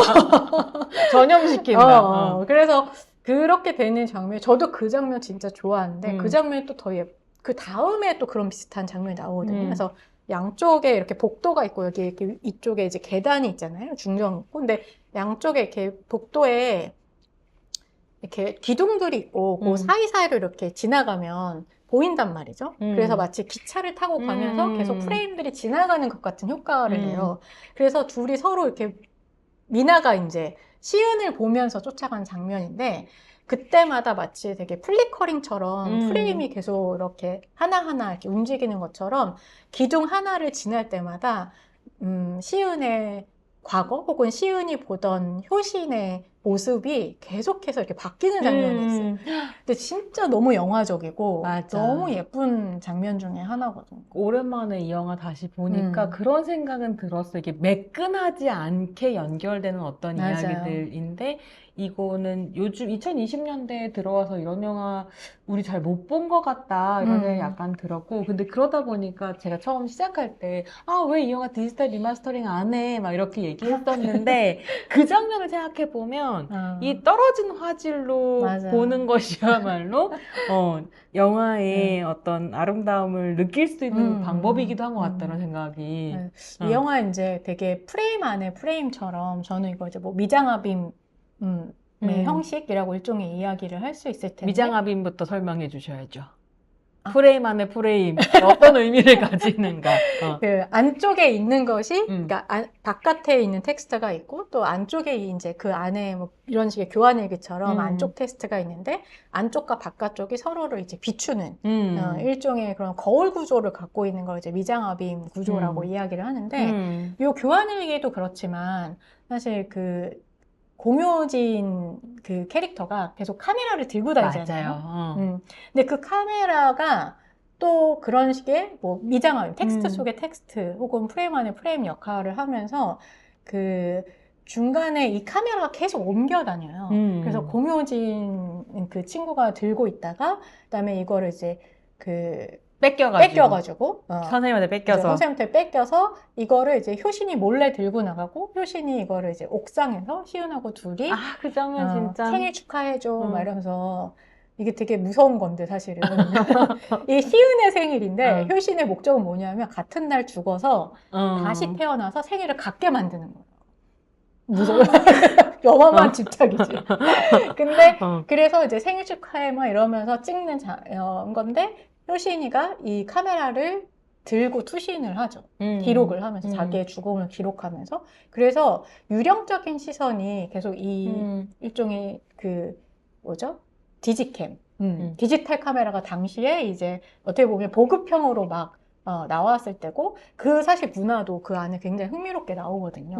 왜냐면 그런 걸로 그때 당시부터 이제 교실 내를 기록할 수 있게 되면서 어떻게 보면 교실 내에 폭력들이 폭로가 되는 고발할 수 그쵸, 있게 그런 되는. 상황이었었기 때문에 그래서 이제 나중에 이제 거기에 약간 이상한 앵글로 위에서 CCTV 같은 앵글로 이렇게 지지직거리는 화면처럼 그거는 근데 그죠. 유령적 시선이죠. 효신의 그죠. 시점이라고 난 생각했는데. 아마도 그렇게 응. 추정할 수 있지만 응. 딱히 또 그런지 아닌지는 알 수 없는. 왜 그래도 그 시선으로 나오면서 미나한테 효신이가 그러니까. 막 말을 걸잖아요. 내 다이어리 내놔라. 그렇죠. 어. 그것도 사실 그냥 미나가 너무 상상하는 겁에 질려서 것이- 상상한다기보다는 어. 뭔가 이상한 현상을 혼자서 겪고 있는 것일 수도 있죠. 그러니까 이게 그런 방식의 어떻게 보면 이제 이 디지털 카메라라는 것이 당시에는 지금처럼 매끈하지 않았기 때문에 아까 얘기해 주신 것처럼 오히려 유령적이고 굉장히 이렇게 노이즈가 많이 낀 뭐 그런 식의 좀 이질적이고 기이한 그런 어떤 미학을 보여줄 수 있었다는 것도 되게 재미있는 지점인 것 같아요. 그러니까 문득 다른 얘기긴 하지만 링이 맞아. 링이 그렇죠. 링이 사실은 그 유령이 염사된 비디오 테이프를 유령 아니야 귀신 원한에서는 귀신이 염사된 비디오를 복사해서 다른 사람한테 보여줘야 그죠. 행운의 편지처럼 죽지 않는다는 컨셉을 가지고 있는 작품이었고, 무한히 복제되는 디지털 시대, 디지털 미디어에 대한 어떤 공포다. 그쵸. 이렇게 해석되기도 했었잖아요. 근데 딱 그 시기에 맞물려서 나오는. 맞아요. 근데 이제는 디지털적인 것을 유령적인 것이거나 혹은 귀신적인 것이라고 얘기하기에 너무 디지털이 너무 매끈해졌죠. 안 무섭고 선명하고. 너무 선명해서 이제는 기이한 뭐 이런. 그래. 그 사이에 여기까지 오기 전에 파라노멀 액티비티라든지 그죠. 이런 식의 것들에 대한 공포가 되게 많이 있기도 했었다. 그 공포 장르와 사실 퀴어한 거, 뭐 이런 뭐 유령적인 거 이런 것들을 다 연결시킨 기술 뭐 이런 것도 연결시키는 굉장히 좀 그러니까 정말 감독들이 모든 걸 다 집어넣고 싶었구나. 그 시대 어떤 전환기의 두려움 같은 거. 근데 그 얘기를 듣다 보니까 이 작품 안에서 굉장히 이상한 공간이 스크린화 되어버리는 순간이 있어요. 그 이제 영화 마지막 클라이막스에 나 같은 애들이 깍깍 소리 지르면서 혼돈에 빠져 있을 때에 그 학교 건물의 천장이 이렇게 유리가 아니라 뭐죠? 천창으로 되어 있는데 학교 그렇죠. 지붕이 천창으로 유리로 되어 있는 거죠. 유리에 이제 효신의 거대한 얼굴이 아직까지도 회자되는. 약간 그건 시직의 정말 전설. 근데 약간 나는 그냥 너무 안 무섭지. 영화가 안 무섭지. 안 저는 사실 무섭지만. 김태훈 감독의 어떤 연출 아닌가 싶어요. 정말 너무 근데 그 장면에서 막 이게 뭐야 이랬던 게 나 기억나거든요. 나 극장에서 봤는데 어색하고 그 장면 솔직히 그거 뭐야? 그거 어떻게 해석해야 돼요? 그 사실 저도 그 장면 너무 거기서 사람들이 다 웃어서 왜냐하면 이게 되게 말도 안 되게 오려붙인 것처럼 효신의 얼굴이 정말 너무 크게 무섭다기보다는 기이한데 코믹한 약간 그런 식의 장면이고 사실 슬퍼야 되는 장면인데 갑자기 이제 학톤을 깨는 그런 장면이었다고 생각을 하는데 가족의 탄생도 사실 그런 비슷한 있다 공효진이 떠오르는 그런 장면이 있거든요. 그래서 이게 약간 그런 식의 이들의 아웃사이더 기질이 나타난 게 아닌가 하는 생각이 민규동이 왜 오케이 해줬을까? 민규동도 그런 부분이 분명히 있어요. 그것도 앤티크 생각해보면 그죠. 근데 되게 장식적인 부분이 확실히 민규동 감독이 있어서 근데 저는 이게 너무 사실 그 장면 저는 좋아하거든요. 이게 뭔가를 다 뒤틀어놓은 그러니까 이 영화 처음에 얘네들이 수영장에서 만났을 때 이제 화장실에서 걸려가지고 수영장에서 둘이 이제 그 수영장 청소를 하게 되는데 거기서 효신이 약간 플러팅을 하면서 그런 얘기를 해요. 내 눈을 봐봐 뭐가 있지 않아? 라고 했더니 아무것도 없는데? 라고 시은 육상 체육하는 애니까 단순하게 그지 없죠. 그래서 아무것도 없는데? 라고 했더니 효신이 네가 있잖아 라고 얘기를 해요. 우린 육상부 아니지만 힘들다. 그 눈동자에 서려 있는 그 이미지, 요거를 이제 눈부터라고 이야기한다면서 내 눈동자 안에 네가 가득하게 있다라고 하는 정말 플러팅을 그런 플러팅을 당하면 어떨 것 같아요? 여고생들이잖아요. 그래서 그러면서 이제 둘이 교환일기를 쓰게 되고 사실 사랑을 하게 되죠. 그래서 저는 이제 이게 어떻게 보면 근데 시은이 결국은 중간에 효신을 배신하잖아요. 결국 효신은 시은과 함께 어떻게 보면 아우팅을 당하고 폭력적으로 아우팅을 당하고 둘이 같이 나가려고 했는데 이제 겁을 먹은 어떻게 보면 시은이 효신의 손을 뿌리치면서 외면하고 그리고 이제 결국 서먹서먹하고 헤어지게 되는 그 중간에 이제 그런 일들이 벌어지게 되는데 이 효신은 어떻게 보면 애들이 그러는 거는 뭐 그동안 참아왔지만 시은이 배신하면서 결국은 좀 자살할 수밖에 없었던 것도 있었던 것 같아요. 그래서 이제 그런 부분이 사실 이 어떻게 보면 자기 눈에 가득 찼던 어떤 효신을 결국은 담아내지 못한 거, 그 다음에 같이 죽기로 했는데 어떻게 보면 죽지 못한 거, 이런 원한이라기보다는 시은에 대한 원망. 원한과 원망은 또 다르니까. 원망, 서운함, 그죠, 서운함, 이런 것들이 있었고, 결국 저는 그것이 되게 퀴어하게 어떻게 보면 천창 자체가 스크린이 돼서 혹은 눈동자가 돼서 그러니까 나를 담아줘 라고 하는 너의 눈에 나를 혹은 너희들의 눈에 나를 담아줘. 그래서 학교 전체가 어떻게 보면 얼굴처럼 그쵸. 그 천창은 눈이 되어서 눈동 망막이 되고 그 다음에 효신의 얼굴이 맺히고 학교는 신체가 되는 거죠. 그리고 학교 안에 있는 사람들은 신체 내부에 있게 되는 안과 밖이 좀 뒤섞이고 스케일, 크기가 완전히 얼굴이 막 이렇게 커져버리는 이런 식의 뒤틀린 어떤 신체가 되면서 애들이 다 막 패닉에 빠지잖아요. 문이 안 열리고 막 뭐가 쓰러지고 막 거북이가 기어다니고 막 빨간 피가 나오고 거북이 왜 갑자기 등장해? 그리고 그 전에 이제 그쵸 미나가 막 환상 같은 거를 보여줘. 마치 시은과 효신을 애들이 결국은 받아들이는 것 같은 하지만 그것이 모두 다 혐오로 끝나게 되는 파괴적인 이런 어떤 것들이 그 안에서 혼란 속에서 일어나는 것이 가능하게 해진 그리고 모두의 눈에 왜냐하면 천창을 다 바라볼 수밖에 없게 되니까 주목을 받고 모두의 아이들과 교사들의 눈에 효신이 담기게 되는 저는 좀 그런 장면이 아닌가라는 생각을 했었던 것 같아요. 아니 그래서 얘기를 거기까지 듣고 보니 효신은 착한 편이야. 근데 생각해보면 왜냐면 그러니까 확실히 귀신이 아니고 유령이다 이런 생각이 드는 게 나라면 캐리 생각나잖아요. 그죠. 자기 따돌리고 괴롭혔던 애들 그 안에 넣어놓고 그죠. 건물 안에 넣어놓고 사실은 싹 다 맞아. 죽여버리잖아요. 그래서 지금 그때 내가 보면서 무슨 생각했는지 모르겠지만 그냥 얘기를 들으면서 상상해보면 공포 영화라면 무릇 여기에서 죽여버려야지. 학살인가? 하지만 자기를 눈부초로 만든 다음에 문을 열어준다. 맞아. 여신은. 그리고 시은이 결국 미안하다고 봐. 맞아. 텔레파시처럼 또 얘기하죠. 잘못했다, 미안하다. 얘기하거든요. 널 버려둬서 너를 외롭게 만들어서 미안하다. 이렇게 얘기하거든요. 그래서 원한을 풀고 원망을 치료하고 떠나는구나. 그게 진짜 다른 공포 영화들과 좀 뭐 그게 어떤 게 더 좋다 나쁘다는 아니지만 굉장히 좀 다른 감수성이긴 했었던 것 같아요. 그러니까 사실 90년대가 뭐 이렇게 그런 퀴어함을 완전히 가지고 와서 그러니까 뭐 민태용 감독이 민태용 그죠?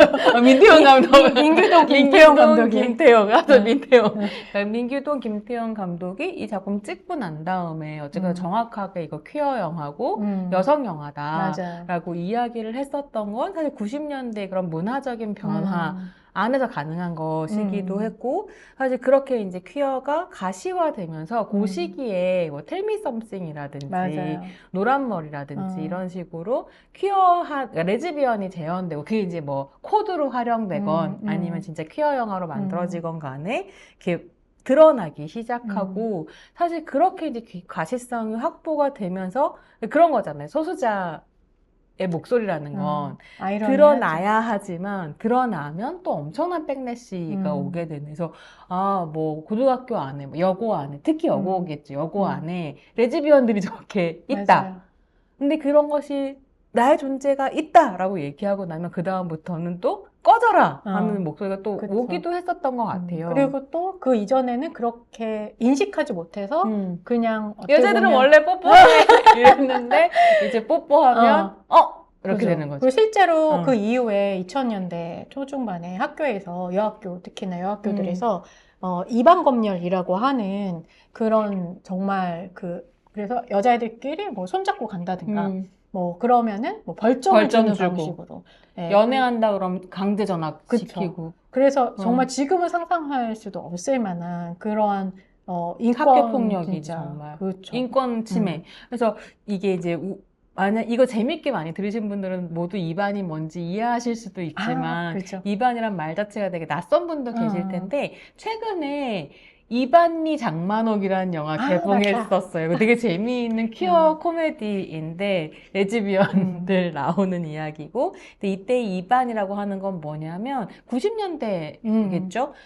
일반인들, 스트레이트들이 아닌 다를 이자, 그다음에 숫자 2를 써서 일반이 아닌 이반이라는 의미로 퀴어들을 일컫는 한국말인 거죠. 그죠. 그래서 이반이라는 말을 사용을 했었고, 그러니까 이런 이반들을 검열하는 게 학교 안에서 일어났다라는 거죠. 그래서 이거 당시에 문제가 있다라면서 이제 시사 프로그램에서 좀 다루기도 맞아요. 했었던 것 같고, 되게 중요한 다큐멘터리가 나오기도 제작이 했죠. 이반검열이라고 하는 여성 영상 집단 움에서 작업을 해서 2005년에 그죠. 이제 단편 다큐로 이반검열이 나왔었어요. 그래서 이반검열을 경험한 퀴어 당사자가 비디오 다이어리처럼 이제 자기 이야기를 찍었던 다큐가 있었고, 그 이후에 이게 이반검열 두 번째 이야기로 장편 다큐가 또 3명의 퀴어들이 이제 주인공이 돼서 자기 이야기를 하는 이런 다큐멘터리가 나오기도 했죠. 그래서 이 맥락들이 진짜 좀 그 90년대와 2000년대까지 쭉 이어졌던 것 같고, 지금 얘기해 주신 것처럼, 그러니까 항상 그 가시성에는 양가성이 있는 것 같아요. 그래서 이제 아까 제가 뭐 앞에서도 이걸 뭐 길게 설명할 건 아니지만, 사실 벽장에 뭐 숨어 있다고 해서 뭐 그게 언제든지 들킬 어떤 그 위험에 노출되어 있는 거고, 나왔다고 해서 안전하거나 안에 있다고 해서 안전하다거나, 밖에 나왔다고 해서 늘 위험하기만 한다거나, 아니면 밖에 나왔다고 해서 예를 들어서 커밍아웃을 했다고 해서 내가 그러면 어디까지 맨날 커밍아웃을 해야 커밍아웃인가. 그러니까 이게 그 이성의 중심 사회에서 퀴어들의 어려움은 커밍아웃을 해도 안 받아들여.